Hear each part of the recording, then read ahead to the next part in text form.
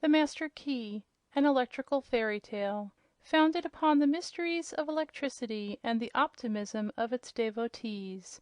It was written for boys, but others may read it. By L. Frank Baum. Who knows? These things are quite improbable, to be sure, but are they impossible? Our big world rolls over as smoothly as it did centuries ago, without a squeak to show it needs oiling after all these years of revolution.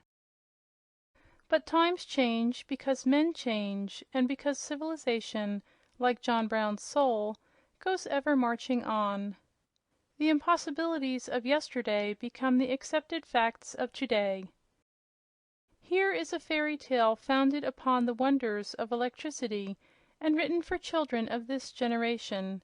Yet when my readers shall have become men and women, my story may not seem to their children like a fairy tale at all. Perhaps one, perhaps two, perhaps several of the demon's devices will be, by that time, in popular use. Who knows? Chapter 1. Rob's Workshop. When Rob became interested in electricity, his clear-headed father considered the boy's fancy to be instructive as well as amusing, so he heartily encouraged his son, and Rob never lacked batteries, motors, or supplies of any sort that his experiments might require. He fitted up the little back room in the attic as his workshop, and from thence a network of wires soon ran throughout the house. Not only had every outside door its electric bell, but every window was fitted with a burglar alarm. Moreover, no one could cross the threshold of any interior room without registering the fact in Rob's workshop. The gas was lighted by an electric fob. A chime connected with an erratic clock in the boy's room woke the servants at all hours of the night and caused the cook to give warning. A bell rang whenever the postman dropped a letter into the box.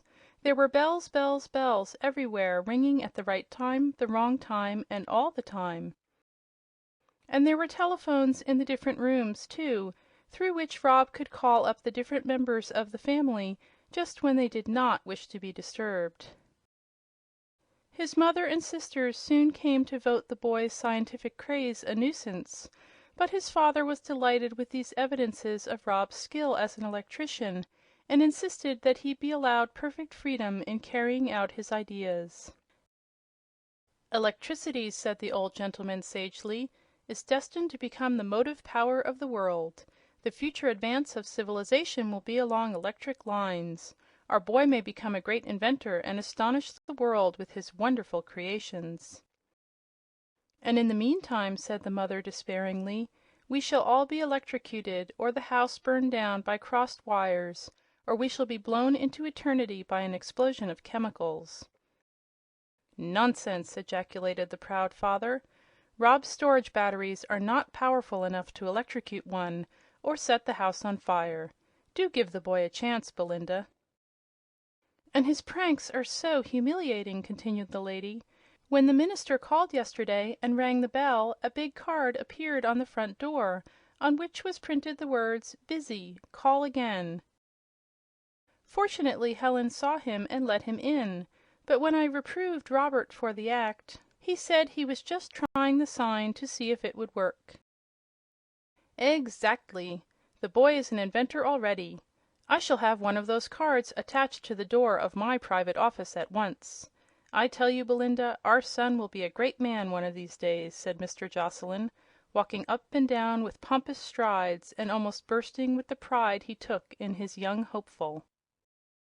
Mrs. Jocelyn sighed. She knew remonstrance was useless so long as her husband encouraged the boy, and that she would be wise to bear her cross with fortitude. Rob also knew his mother's protests would be of no avail, so he continued to revel in electrical processes of all sorts, using the house as an experimental station to test the powers of his productions. It was in his own room, however, his workshop, that he especially delighted, for not only was it the center of all his numerous lines throughout the house, but he had rigged up therein a wonderful array of devices for his own amusement. A trolley car moved around a circular track, and stopped regularly at all stations. An engine and train of cars moved jerkily up and down a steep grade and through a tunnel. A windmill was busily pumping water from the dishpan into the copper skillet. A sawmill was in full operation, and a host of mechanical blacksmiths, scissor grinders, carpenters, wood choppers, and millers were connected with a motor which kept them working away at their trades in awkward but persevering fashion. The room was crossed and recrossed with wires. They crept up the walls, lined the floor, made a grill of the ceiling, and would catch an unwary visitor under the chin or above the ankle just when he least expected it. Yet visitors were forbidden in so crowded a room, and even his father declined to go farther than the doorway. As for Rob, he thought he knew all about the wires and what each one was for, but they puzzled even him at times, and he was often perplexed to know how to utilize them all. One day when he had locked himself in to avoid interruption while he planned the electrical illumination of a gorgeous pasteboard palace, he really became confused over the network of wires. He had a switchboard, to be sure, where he could make and break connections as he chose, but the wires had somehow become mixed, and he could not tell what combinations to use to throw the power onto his miniature electric lights. So he experimented in a rather haphazard fashion, connecting this and that wire blindly and by guesswork, in the hope that he would strike the right combination.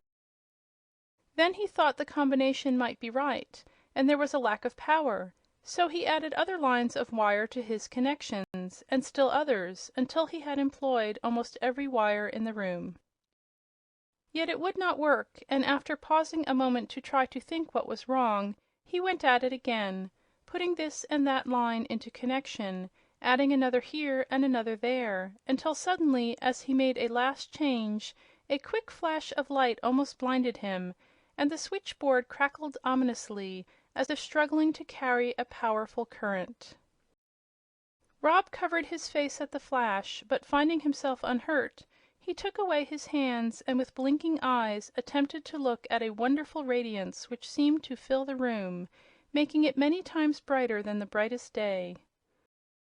Although at first completely dazzled, he peered before him until he discovered that the light was concentrated near one spot, from which all the glorious rays seemed to scintillate.